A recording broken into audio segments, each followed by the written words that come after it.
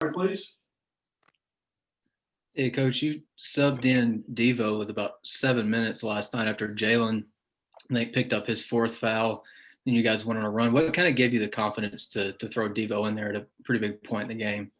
Yeah, I think, Scotty, he's just done a really good job in practice. He continues to get better every day. I think that, it's a really important thing for younger players is just to understand, regardless of the minutes, is that you get better on a daily basis. And, I've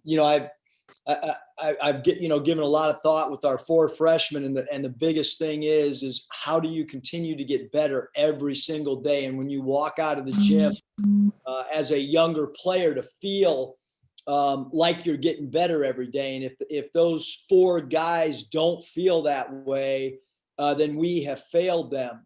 And sometimes it might equate to minutes, and sometimes it might not equate to minutes. But Devo is an excellent defender.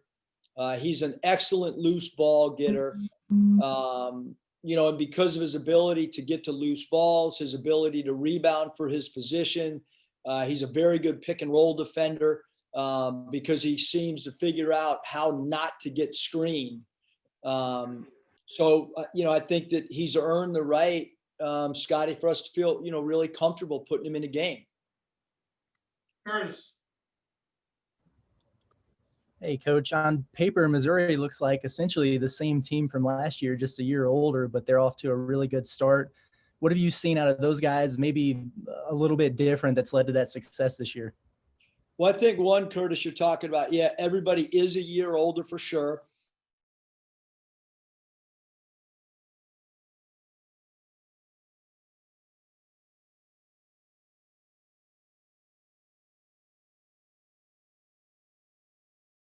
So two really important pieces for Coach Martin. And they always play hard because that's what Coach Martin's teams do. They always make it really difficult offensively because they're a very good defensive team.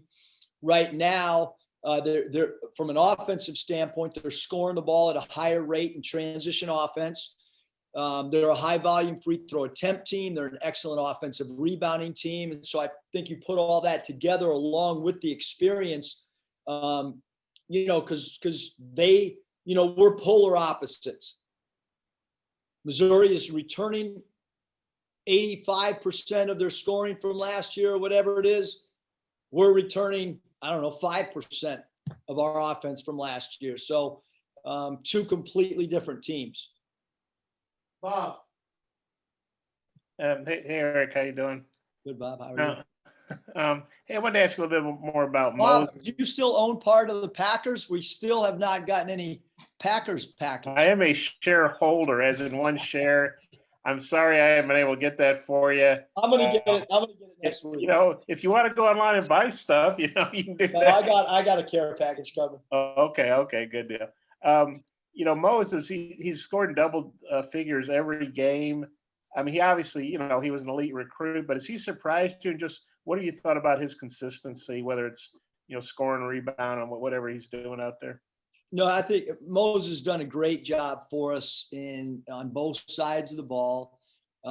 He was really aggressive at Auburn to start the game. We loved how he came out, from a scoring standpoint early in that game. We obviously asked him to do a lot of different things. He's got to play the 2 for us some nights. He's got to play the 3 for us on most nights. When we play small ball, he moves to the 4 spot. So, he's done a great job, Bob, scoring the ball. He's done a great job rebounding the basketball. We knew he was a really good player, but still, you got to go out and do it in games. And look, he's a really confident player that's got an incredibly bright future ahead of him, and he's always working. I mean, that's what we love is you walk in the morning and he's in getting his shooting reps, and he does a great job in the training room with keeping his body ready to play and produce. And I mean, how many freshmen in their first game of conference play on the road play 38 plus minutes?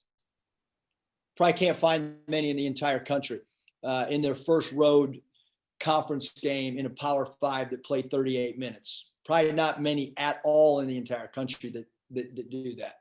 And I have to look back. I can't remember who said this. Might have been Jalen, but you talked about how Moses, listens. I mean, I'm sure a lot of freshmen with his credentials come in and think they know everything. But Moses, he's confident, but he doesn't act like he knows it all. And kind of respects his elders, I guess.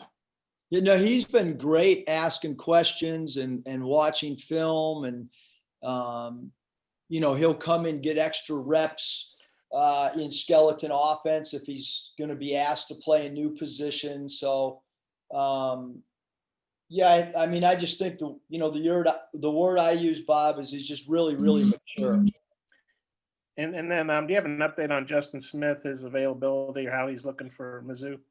No, I mean, he's sore. He's there's nothing that's long-term, meaning, there's nothing to my knowledge as of today that's broken or anything like that, but he's really swollen and really sore. And, I'm probably not worth speculating one way or the other, because we're under 24 hours from when the injury, but it's a deep, bone bruise. So it'd be accurate to say he's questionable. Would that be accurate? That's accurate. Yep. And if he can't play, how does that impact you guys? Should we get Coach Martin on the call and we'll just tell him our game plan? No, he's a great player for us, as we all know. Because he's a great defender and a great rebounder, and has had some big scoring nights. I thought in transition last night, Justin was great, but he only played 11 minutes last night, and we kind of had rotations that we hadn't used before and had players in different positions than they have all year. And, it's next man up, whether it's a coach out, whether it's a player out. I'm not really sure what we would do, who would start. But when we hit the practice floor here in a few minutes and 20 minutes and 24 seconds, we'll put some different guys out there and continue to evaluate what the best matchups for us would be as well. I had a couple more, but I'll turn back to Mike. Hutch. Yeah, Coach, if Justin isn't able to go, do you feel more confident this year that y'all can sustain an injury like that, more so than like what we saw last year when Isaiah went down? Well, Hutch, we really couldn't sustain anything when we had an injury last year. It was kind of like, all right, let's just go play and see what happens. Our guys played so hard, and we lost so many close games, but when you're undermanned, you're undermanned. We're not, right now, if we have a starter to go down, whether it was last night in the middle of the game or whatever, every team in the country, when you lose one of your top players, your best athlete, most experienced player, has played in the biggest games like that. We're playing a ranked team in the top 15 on CBS national television. This is a big game. You certainly want to try to have everybody available, but if you don't, you play with what you got. And what would you say are maybe some of the keys and focal points for Saturday's game against Missouri? Got to have great from a defensive standpoint. We got to have great transition defense. We got to locate number one Pinson when he's got the basketball in transition. We got to get to Mark Smith at the 3-point line. We can't let Tillman get deep post position. We can't give him an angle to score inside, meaning Tillman. Drew Smith is a catalyst for him both defensively and offensively. So I think off the top of my head, a guy like Brown and Smith, number 5 at the power forward spot, they both can pick and pop. They're both offensive rebounding threats. We've got a defensive rebound for sure in this game as well. Tom. Hey, Eric, you were in the air last night when the Missouri-Tennessee game was going on. I'm sure you've seen it. What were your impressions? What did Tennessee do to kind of muffle them there? Yeah, Tennessee really, you're talking about 2 ranked teams, 2 teams inside the top 15.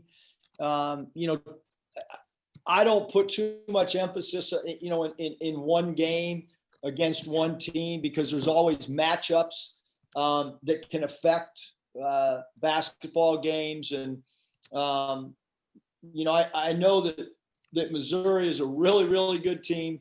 I know they're really, really well coached. I know they're tough-minded. They believe in their coach, and they're really experienced. So it makes them really dangerous. I guess with the Tennessee thing, Tom, I wasn't really focused right now on Tennessee. I mean, obviously it helps when you can watch a game and those are your next two opponents, because you can really dive into it. But right now, the only concern that I have and the staff has really is ready for Missouri, and then what offensive sets are we going to try to run against them, and what's our defensive pick and roll coverage going to be? What's our post defensive coverage going to be against Mizzou? Those are the things that I think I'm most concerned with right now. Kevin. You guys were in a tie game last night with about 7.5 minutes left. And you had a 10-0 run where you really defensively got some turnovers, held them to 0 of 2 shooting. You guys took 1-3, and the rest of it was get to the basket, putbacks, free throw line. In a game that was up and down up until that point, did you really see this from your group? Because Tate was on the bench in foul trouble, and Smith wasn't on the floor either. Yeah, Kevin, I think, it was important, especially with JD Notae, because I think right around that time of that 10-0 run, JD took an absurd shot from three-point land that was, about at the logo. And I didn't really have to say anything. His teammates, told him, like, come on, are you for real? Like, on that shot, really? And at that point, I just kind of interjected that, hey, let's take this thing to the cup. Just because Auburn's shooting threes and converting at a high rate, let's get to the free throw line. Let's try to stay in the bonus. Let's put pressure on the rim.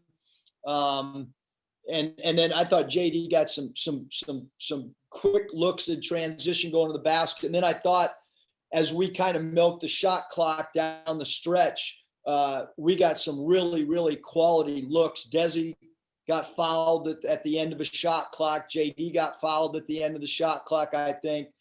Connor got a dunk at the end of a shot clock. So I thought our clock management with the guys on the floor was really, really good, Kevin, that last maybe 7 or 8 minutes of the game. You left out Desi get an offensive rebound on his back as the shot clock was running down. Quick question about Connor Vanover. He had struggled the 2 previous games, didn't have any blocks in those games. His rebounds were a little bit down. What did you take away last night from his impact at both ends? Well, I thought, first of all, Kevin, that Connor was great in pick and rolls. I thought there was 2 pick and roll coverages where he basically, it almost could have been a charge. Like, he slid his feet, he got in front of the ball, he walled the ball up. He didn't give the ball handler an angle. He did it twice. We watched it on the airplane back, and then obviously around the rim, even if he doesn't come up with a block shot, he alters shots. I thought it was probably Connor's best all-around game, and he only went 1 of 6 from 3, but he still did a really, really good job in both offensively and defensively. He's a great ball mover for us offensively, and certainly a game coming up with Tillman, number 21, inside, a big body. It's going to be really important that Connor gives us a great defensive lift Saturday morning. Thanks.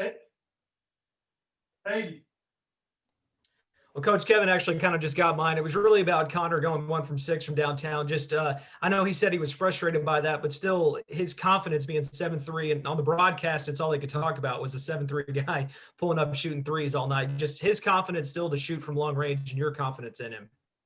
Yeah, I mean, I think Hayden, we always want our guys to play with confidence, and Connor, behind closed doors when you guys aren't around, Connor knocks that shot down with great frequency, and so therefore he's got the liberty to shoot the shot. And there's just so much that goes on in practice and between our walls that the general public obviously doesn't get to see, or maybe the media doesn't get to see. And that's where roles are formed. That's where guys' minutes and rotations and all that stuff happens and is earned through practice.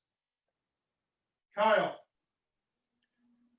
Hey, Coach, you're often so quick to move on to the next opponent after a game, but we saw that locker room celebration, the selfie on the plane. Safe to say you let these guys enjoy this one a little bit more? I mean, it was that big of a win for you? Yeah, I mean, I thought, Kyle, it was a really big game for us. One, we all have a social media device on our phone. Everybody knows that people were saying that we didn't have a good enough schedule or whatever. And we talked about it before the game that, that we had 2 ranked teams. And really, this 3-game segment that we're in right now, we thought that it was as hard as any 3-game segment that we would have the entire year. When you talk about going to play at Auburn, a team that has hardly lost at all in the last 2 years in that building. And then no one knew how good Missouri was going to be. We knew how good they would be based on their coaching staff and then how many returners they had. And then obviously Tennessee's been well thought of, even in all the preseason stuff. So this is as difficult a stretch, and winning that game last night, obviously helps now that this 3-game segment is now down to a 2-game segment. Because you lose that game last night and you play 2 ranked teams, that's a hard thing to get your team ready, to play those 2 games. And so, yeah, I thought it was maybe as big a must win as we've had since I've been here. Bob. Yeah, Eric, you alluded to the depth a little earlier, but I think Desi was the 6th different guy to lead you in scoring. I mean, last year that was almost always Mason or Isaiah. What do you think about? And I think you played 10 guys in the first half. That would have been unheard of last year too. I don't think you had 9 scholarship players on the whole team. Just what do you think about your depth at this point? Yeah, I mean, I think the depth has helped us. I think that's why we're 9-0 right now is the depth and the chemistry. Obviously when you have a deep team, chemistry, locker room stuff is really, really important. But I mean, like when you have a guy get hurt, you hope that the depth can help you survive a game last night. Like I said, I mean, we played 30 minutes without Justin and different guys stepped up. And, I mean, even Ethan, he went in for 2 minutes or whatever. And I thought he contributed to us. And everyone's talked about Devo and his defense last night. And so I think, we had a lot of guys step up, and Desi was phenomenal from a scoring standpoint, and Tate continues to take, the other team's best player and do a great job on him like he did last night with Powell. So the depth is obviously one of our strong, points. And then, Missouri, they beat Oregon, they beat Illinois, they won at Wichita, but they got, hammered last night, like Tom said. But you sort of don't put too much stock in that game last night because Tennessee's so good and so veteran. And what do you think Missouri's attitude will be coming in here after getting beat at home by 20?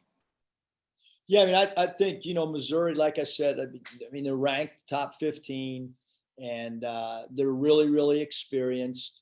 They're really well coached. I mean, I've known Coach Martin for a long time. I coached against him when he was a player. He is a tough, competitive dude. And his teams take on the personality of him. And so they're going to come in here and they're going to be ready to play, as is anybody should be ready to play. I mean, we should be ready because we're playing against a ranked team. We're on CBS national TV. I think both teams will be ready to play. That doesn't mean you're going to play good or shots are going to fall but I think from a mental standpoint, Missouri will be ready, and so will Arkansas. And you've alluded to CBS. I remember Mike had this in the release, but I can't remember. I think it's been several years since Arkansas played on CBS. I know, technically you can get all these games around the country, but to have sort of the CBS spotlight, that's still, different than the SEC network. All due respect to them. I mean, how big is it for you guys to be on CBS for? I think it's the first time in 5 or 6 years for Arkansas. Yeah, I mean, I guess it's great for families and people that might not get other networks, but I mean the floor is still going to be the same length and the rims but it's different, when you drive by Bud Walton right now, there's a lot of trucks out there and even 2 days before the game, I mean, I just went to lunch with the staff and one of the younger staff members said, "What are all those trucks?" And I said, "Yeah, that's what happens when you're on CBS national TV. That the ramp looks a little bit different than on a normal game." It's got one more. I read this on Twitter, so I know it has to be true that 9-0 is the best start for Arkansas since 93-94. Obviously the national championship year. What do you think when you hear that?